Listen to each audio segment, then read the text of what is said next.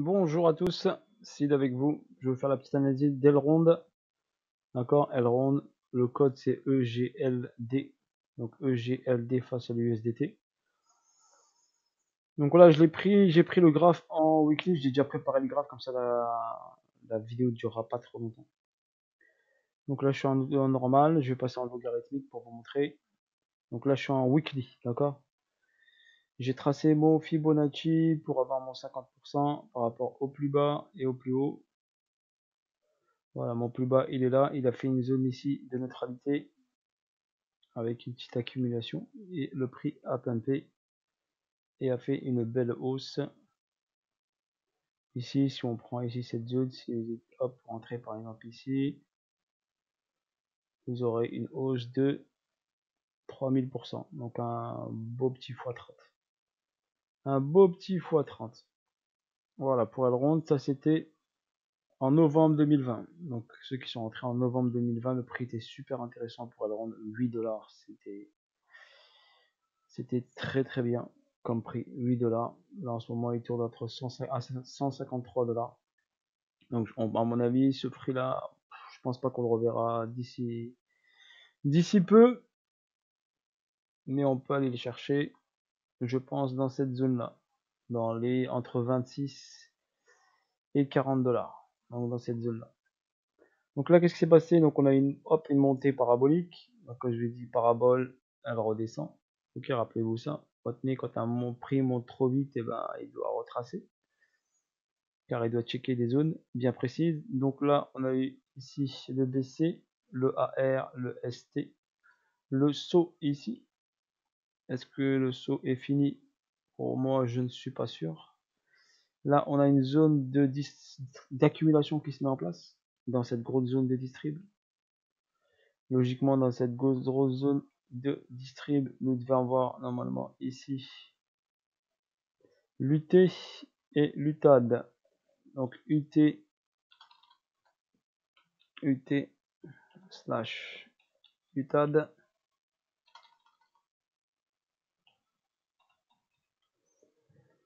Donc voilà, donc on a un potentiel ici, deux nouveaux plus hauts qui vont s'effectuer, donc deux nouveaux ATH en dépassant cette zone là.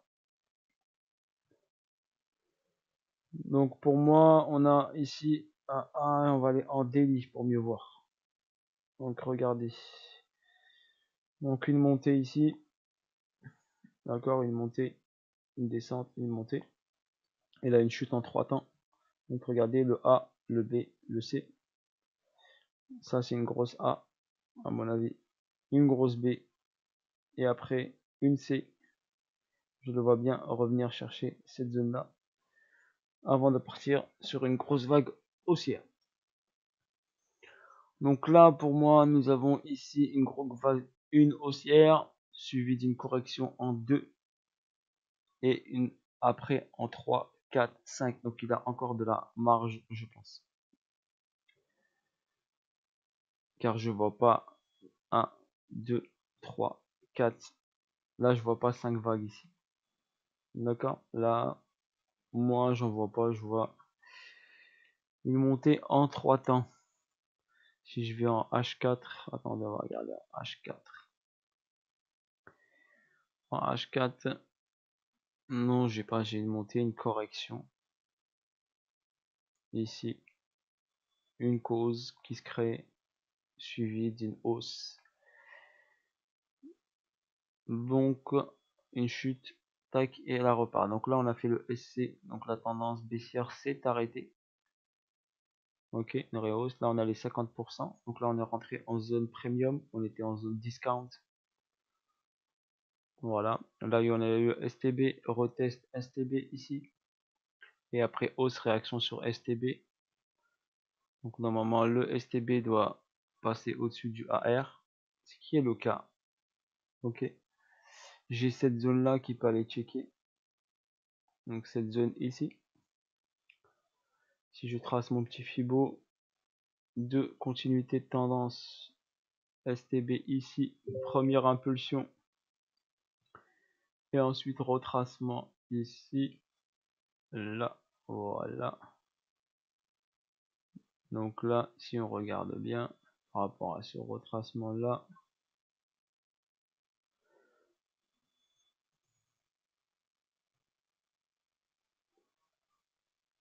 donc par rapport à ce retracement ici, nous sommes bien ici en ce moment sur les 1.618. Regardez, nombre d'or 1.618. Si je mets mon Fibonacci, d'accord, pour regarder si on est en zone premium, donc là, hop, et le plus haut, le plus bas, comme j'ai dit, on check toujours les plus hauts et les plus bas. Vos yeux, ils doivent être sur les plus hauts, sur les highs et les lows. Les highs et les lows, toujours. Je vous les trace là rapidement. Ça va faire un petit cours pédagogique. Comme ça, vous devez avoir ces réflexes-là. Le high, il est là. On a un autre ici. Hop, le plus important, c'est celui-là. Le nouveau low, il est ici. D'accord? Et on a celui-là aussi. Mais ce qui nous intéresse, c'est celui-ci. D'accord? Donc nos yeux, ils sont sur celui-là. Donc vous avez 1 point, 2 points, 3 points. Voilà vos yeux où ils doivent être. D'accord? Principalement. Et après, vous avez un autre qui est là. Regardez. Celui-ci aussi. D'accord? Cette zone-là aussi. Donc j'ai toujours ici cette zone qui est en attente. Donc j'ai de la liquidité ici à prendre. J'ai des euros, des pépettes. Donc j'ai des pépettes à prendre, n'oubliez pas.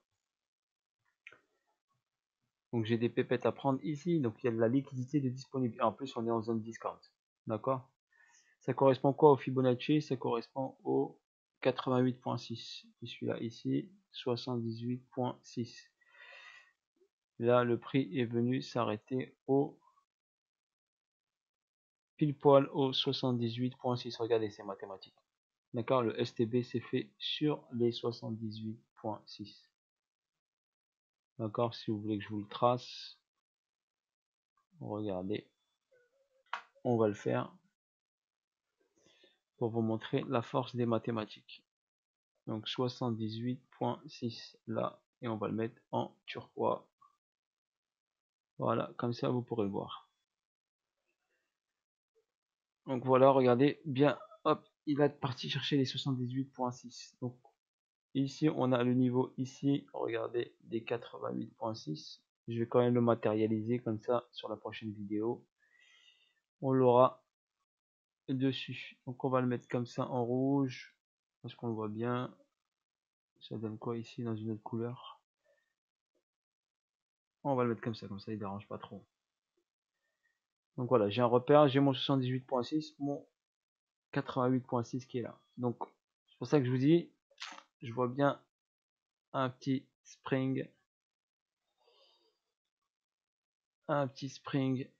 sur cette zone là, d'accord. Donc pour moi ici, là par contre ce serait intéressant de rentrer fort ici, donc s'il revient là,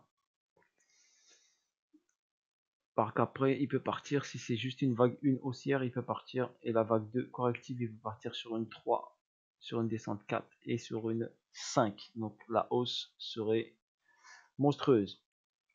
Et vu le projet d'Elrond, je vous laisse aller checker.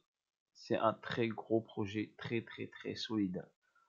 D'accord? Il n'est pas à 153 $ pour rien. Au niveau des volumes, donc qu'est-ce qu'on a? Regardez. Ici, on a des gros volumes. On est en H4. On va regarder en daily rapidement. Donc là, est-ce que j'ai des volumes? Mais j'ai pas de gros volumes comme ici, regardez. D'accord? Ça reste quand même encore bas encore. Malgré que le prix était intéressant, 50 $, mais ça reste quand même bas. Où les gens préfèrent acheter des cryptos qui coûtent pas cher. Mais là, j'ai une grosse poussée qui est là. Voilà pour Elrond.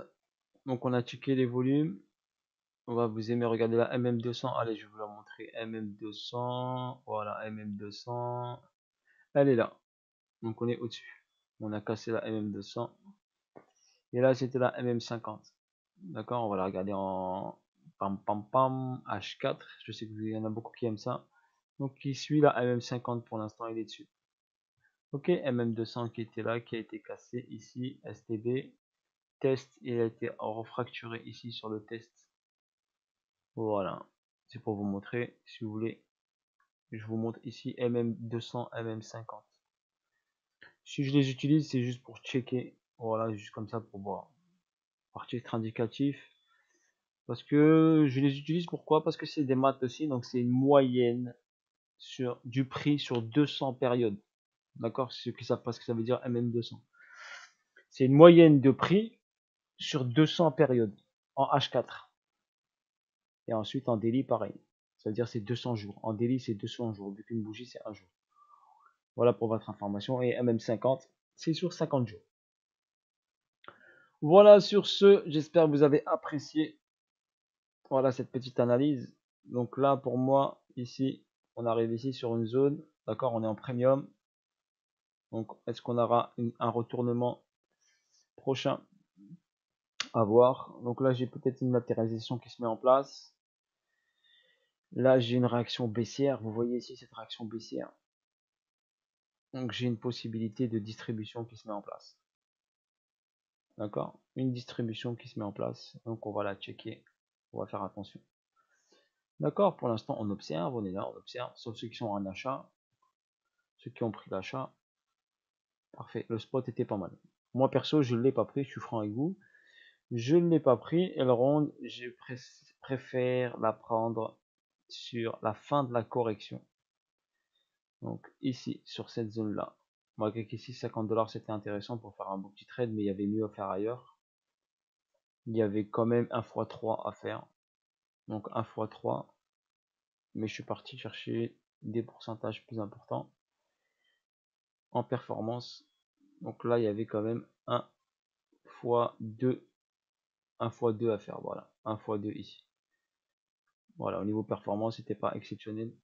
Et si on rentre sur le test ici, ça fait juste 1. Donc si on rentre avec 1000, on fait 1 x 2. On gagne 1000. Si on rentre avec 1000, on gagne 1400. Allez, 1400 $. Voilà pour Elrond. On refera une petite mise à jour au fur et à mesure. On va voir si c'est vraiment une distribution ou une réaccumulation pour aller chercher ici cette zone de liquidité qui est là, qui est en attente. D'accord.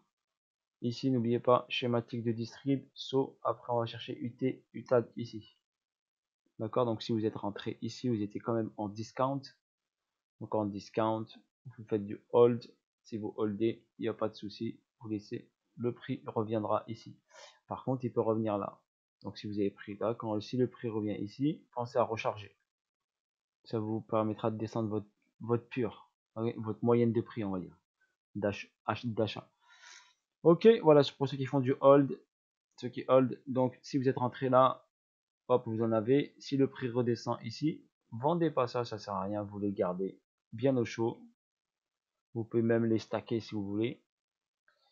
Les stacker, pas les farmer de préférence. Ok, faites du stacking, pas du farming. Farming trop dangereux en cette période-là baissière. Donc préférez plutôt du stacking que du farming. Quand on rentrera sur une phase haussière, d'accord, important des longues, là vous pouvez farmer si vous voulez.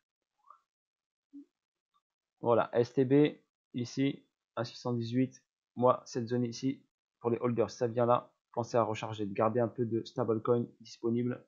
Car si le prix revient là, recharger. Si pour moi il part, il revient pas ici, il reviendra après avoir fait ce double sommet. Si il revient après le double sommet, il reviendra là. C'est pour ça que regardez tous les cryptos que je vous ai montrés, tous n'ont pas fait ce spring. Ce dernier plus bas, le troisième plus bas. Un décompte, 1, 2, 3. Ce troisième plus bas n'a pas été fait. Donc c'est pour ça que je vous dis attention le BTC. Attention le BTC. D'accord? Attention ETH, attention le BTC. Ça, c'est des signaux. Plusieurs cryptos que je vous ai montrés, ils n'ont pas fait leur dernier plus bas. D'accord? Il y a de la liquidité en attente ici. Ok? Voilà sur ce. Allez, bisous à tous, force à vous. N'hésitez pas à liker, à partager au max. Soutenez-moi cette chaîne, donnez-moi des j'aime. N'hésitez pas à mettre des j'aime. Hein. Des bisous, des likes, des j'aime. à me récompenser si vous voulez. En petite crypto, vous avez une adresse wallet, donc n'hésitez pas, 10 euros, 5 euros, je sais pas, des Dodge, du Shiba, n'importe, hein, vous pouvez envoyer n'importe quelle crypto que vous voulez. Ok, voilà, si vous voulez, vous aimez tout ça, et si je vous aide à comprendre mieux les marchés financiers et ces graphiques, comment les analyser. Voilà, force à vous, bisous à tous, ciao ciao, bye bye.